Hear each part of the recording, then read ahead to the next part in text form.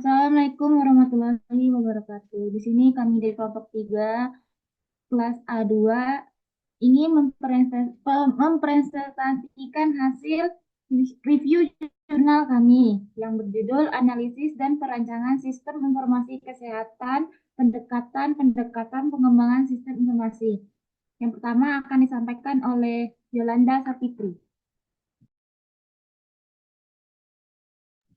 Struktur analisis dan struktur desain.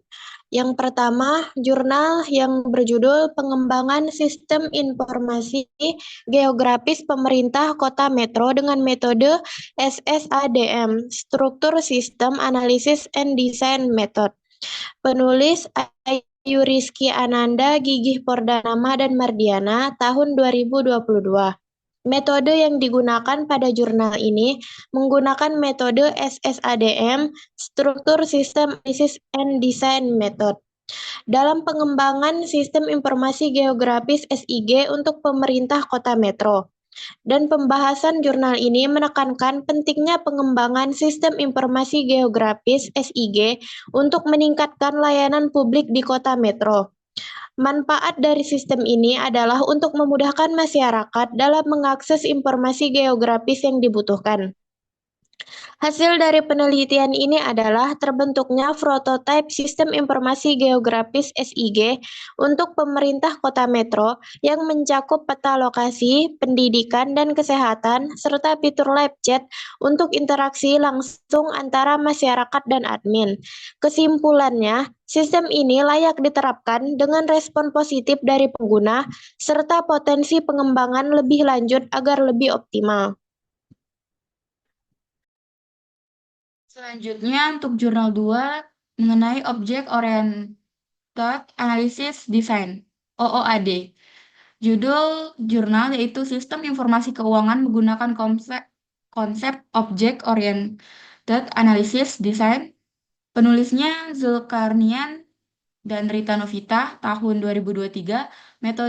Metodenya yaitu penelitian ini menggunakan Object Oriented Analysis Design OOAD dengan metode waterfall. Pembahasannya, penelitian ini membahas pengembangan sistem informasi keuangan yang lebih efisien dibandingkan metode manual menggunakan Excel. Sistem yang diusulkan bertujuan untuk memperbaiki pengelolaan keuangan dengan memanfaatkan teknologi OOAD dengan waterfall. Manfaatnya, sistem yang dikembangkan akan membantu Desa Kayu Ara dalam mengelola keuangan secara lebih efektif dan efisien, menggunakan kesalahan dalam pencatatan, serta mempercepat proses pembuatan laporan keuangan.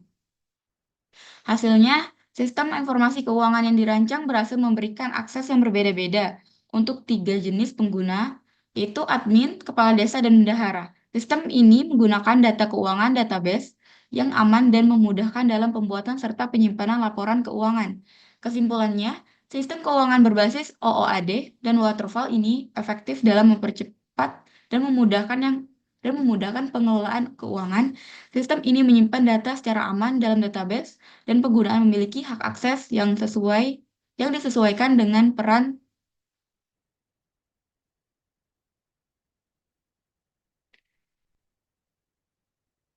mereka dalam organisasi.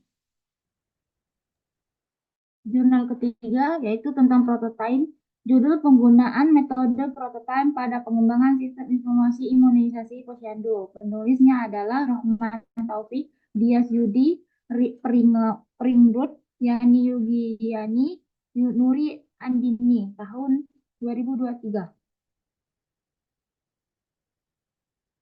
Metode penelitian ini memakai 2 metode, yaitu metode pengumpulan data atau sampel dan metode prototype untuk pengembangan sistem. Pembahasan.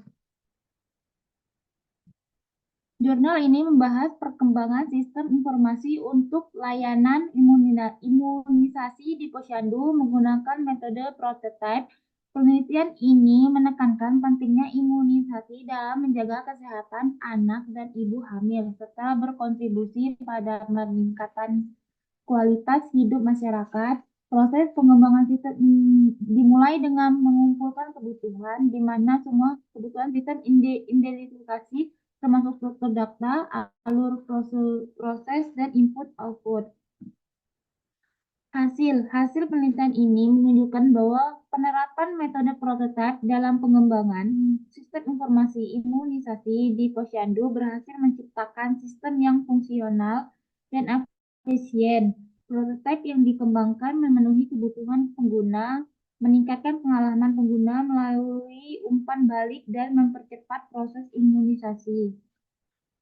Kesimpulannya, berdasarkan hasil penelitian ini dapat disimpulkan bahwa sistem informasi imunisasi Posyandu berbasis web yang dibangun dengan metode analisis spesies dan prototipe dirancang untuk meningkatkan efisien dan efektivitas pengolahan data imunisasi dengan fitur pencatatan imunisasi, pencarian data, dan pelaporan yang mudah digunakan. Sistem ini memungkinkan pengelola posyandu untuk mencatat, menemukan, dan mencetak laporan dengan lebih baik. Keamanan dan akurasi data terjamin, mengurangi resiko kehilangan data, dan memastikan informasi yang tepat untuk perencanaan dan evaluasi program imunisasi secara seluruh berkontribusi positif terhadap layanan kesehatan masyarakat. Manfaat yang bisa diambil dari jurnal 3 ini yaitu 1. Mudah mengidentifikasi masalah dini. 2. Mendorong kolaborasi dan komunikasi yang antara pengembang sistem informasi kesehatan. 3. Dapat meningkatkan efisien proses pembangunan dengan menghemat waktu dan sumber daya. 4. Dapat menyimpan data dengan aman, mengurangi resiko kehilangan data, dan memastikan akurasi informasi yang disimpan. Untuk jurnal yang keempat yaitu Joint Application Design atau JAD. Judul jurnalnya yaitu pengembangan data rekod pasien dengan metode Joint Application Development Studi Kasus Dika Utama. Penulisnya yaitu Muhammad Novel Rizwanda, MKom, dan Saiful Bahri. Tahunnya 2022. Metode yaitu menggunakan metode Joint Application Development. Pembahasannya alasan pentingnya keterlibatan user atau join dalam perencanaan dan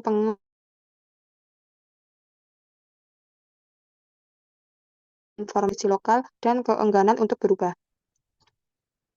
Untuk hasilnya yaitu metode Joint Application Development sangat bagus dalam proses perancangan aplikasi karena melibatkan pemilik dan user pengguna sehingga rancangan dalam pembuatan aplikasi sesuai dengan yang dibutuhkan.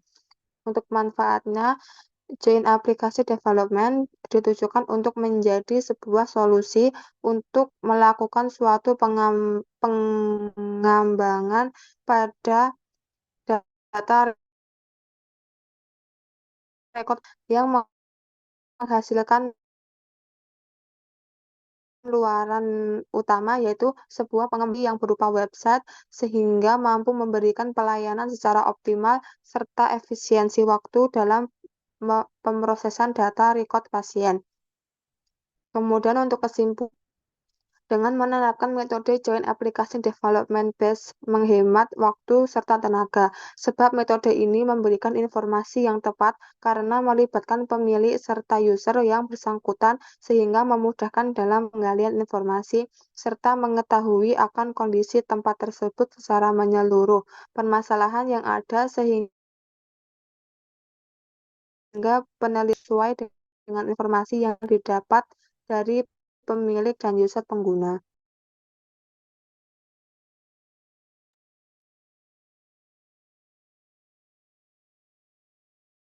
Desain.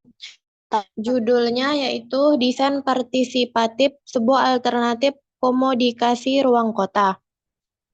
Metode yang digunakan dalam jurnal Desain Partisipatif, sebuah alternatif komodifikasi ruang kota adalah metode desain partisipatif.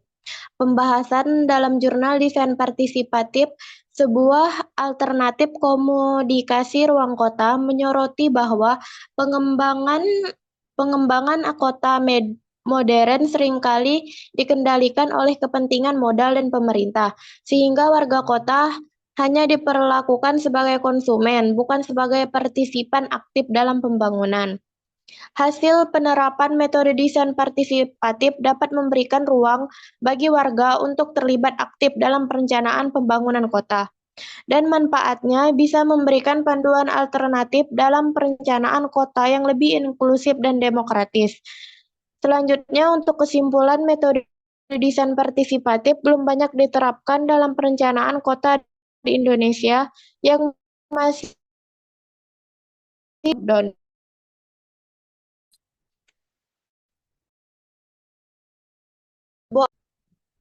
Sekian itu saja yang bisa kelompok kami presentasikan. Kami akhiri. Wassalamualaikum warahmatullahi wabarakatuh.